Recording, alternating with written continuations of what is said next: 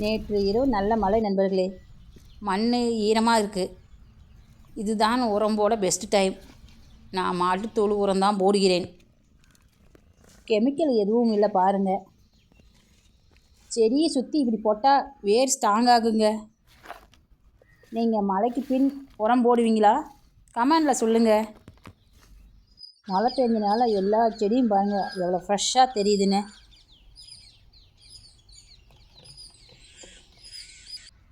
உரம் போடுறதுனால செடிகளுக்கு தேவையான சத்து கிடைக்க உதவியாக இருக்கும். நான் ஒவ்வொரு செடியும் சுற்றியும் அளவோடு உரத்தை போட்டு மண்ணோடு கலந்து விடுறேன். செடிக்கு என்ன தேவை, மண் எப்படி இருக்குது என்பதை பார்த்து தாங்க நம்ம செய்யணும். ஒரு விஷயம் நண்பர்களே, உரம் என்றாலே அதிகமாக போடணும்னு கிடையாது. அளவோடு போடுறது தான் முக்கியம்.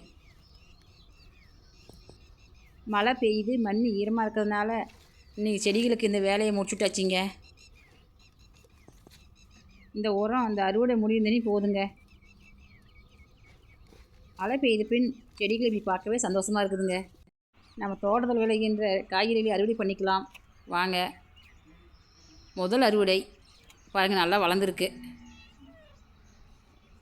இன்னும் சில காய்கள் வளர்ந்துருக்கு, இதையும் பறிச்சிக்கலாம். கஸ்தூரி வெண்டை, இது புளிக்குழம்பு வைக்க டேஸ்ட் நல்லா இருக்குங்க.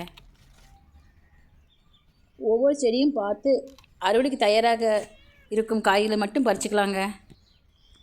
புடலங்காய் பாருங்கள், ஒரு அடிக்கு மேலே தொங்கிட்டு இருக்குது. இப்போ பிஞ்சிலே பறிக்கலைன்னா முத்துனா விதைக்கு தாங்க ஆகும். வாங்க பறிச்சிக்கலாம். அடுத்து பீக்கிங்காய்ங்க, பீக்கிங்காய் அறுவடை பண்ணிக்கலாம் வாங்க. பீக்கிங்காய் சின்னதாக இருக்கும்போதே பறிக்கலைன்னா நாராக இருக்குங்க. ஒரு சின்ன இடத்துல கூட நம்மளால் முடிந்த அளவுக்கு காய்கறிகளை வளர்க்கலாங்க. முயற்சி பண்ணால் வீட்டு தோட்டத்தில் இருந்து நம்ம வீட்டு சமையலுக்கு தேவையான சில காய்கறிகளையாவது நாமளே எடுத்துக்கலாம். நம்ம வீட்டு தோட்டத்தில் செடிகள் எப்படி வளருது, என்னென்ன காய்கள் கிடைக்கிது, இயற்கை முறையில் நாம் என்ன செய்கிறோம் என்பதையெல்லாம் தொடர்ந்து உங்களோட பகிர்கிறேன். வீடியோ உங்களுக்கு பிடிச்சிருந்தால் லைக் பண்ணுங்கள். நம் தோட்ட வளர்ச்சியை தொடர்ந்து பார்க்க நஞ்சில்லா காடு சேனலை சப்ஸ்கிரைப் பண்ணிக்கோங்க. அடுத்த வீடியோவில் மீண்டும் நம்ம தோட்டத்தில் சந்திப்போம். நன்றி நண்பர்களே. பாக்காய் பிஞ்சியாக இருக்குதுங்க. இன்னும் 2 நாள் கழித்து அறுவடை பண்ணிக்கலாம்.